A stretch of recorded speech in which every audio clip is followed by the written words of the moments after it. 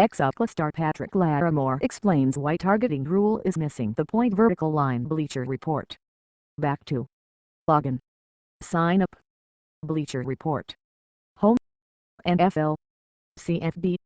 MLB. NBA. NHL. CDB. Soccer. UFC. WWE. Golf. More. Swagger. Video. Blogs. My teams. Edit favorites. College football. Home. Conferences. College football recruiting. Archives. Top writers. Shop. Newsletter. College football.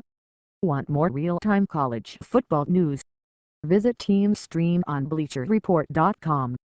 Ex-ucla star Patrick Larimore explains why targeting rule is missing the point. By Patrick Larimore, guest columnist on September 11, 2013. 5,912 reads. 12. Share tweet. Announcing my medical retirement from college football was unbearable.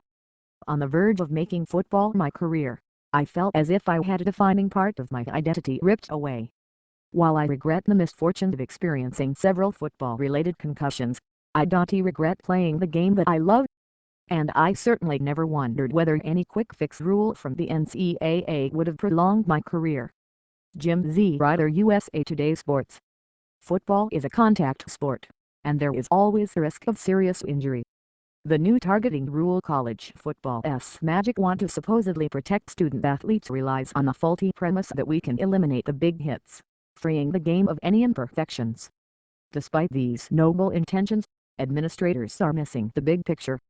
It has not the severity of the hit, but rather the frequency of hits that compromises the long-term health of student athletes. Think about the constant battering that players endure throughout the game, throughout the season, throughout a career. That's the issue at hand. Fans see the high-impact hits that make the highlight reels, the safety tearing upfield to unleash a devastating blow on a wide receiver, or a running back lowering his shoulder into a smaller cornerback. But those hits are not necessarily causing the majority of head injuries. Most of my concussions occurred on routine plays and drills. The misfortune came during the execution. Some players get hurt as a result of poor fundamentals or accidental hits. Others fall victim to the game's fast pace.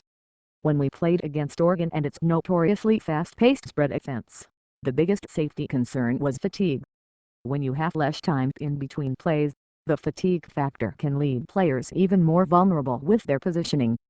That's when serious injuries occur over and over again. There is a difference between making football safe and making it safer. The former is simply an illusion, distracting us from achieving real solutions. The targeting rule is riddled with flaws, none greater than its blind dependence on good intentions. Unfortunately, it places pressure in all the wrong areas. The NCAA has instructed officials to call more penalties for excessive and flagrant headshots. There are a few problems with this solution. First, it leaves too much room for officials to determine what constitutes a flagrant or accidental hit. Such subjectivity will give players and coaches little clarity on how to make the right adjustments. When you're on the field trying to make plays, it is far more realistic to teach players to protect themselves than it is to teach them to protect their opponents. Second, it encourages offensive coordinators to call more plays that put receivers in defenseless situations. Consider the practicality on defensive players, who can't no longer play the pass, fearing that any hit may lead to an immediate ejection. But even worse, what message are we sending by triggering offensive plays that leave receivers more vulnerable? How does that scenario promote player safety? Third, it jeopardizes the depth chart of defensive units. Suffice it to say that defensive coordinators will have their hands full, trying to plug holes after an ejection. Let us be clear. It is admirable that the NCAA and conference officials are trying to reduce the number of injuries in college football. But this rule change may not deliver the desired results. The most critical reforms will not come from minor rule changes, but rather a cultural shift. We need to change the pace of the game, teach the proper fundamentals of tackling at every level, and require a shared responsibility from every individual involved. Let us stop glorifying the physical impact of one play, and let us start talking about how to reduce the cumulative effect of repeated hits, particularly to the head.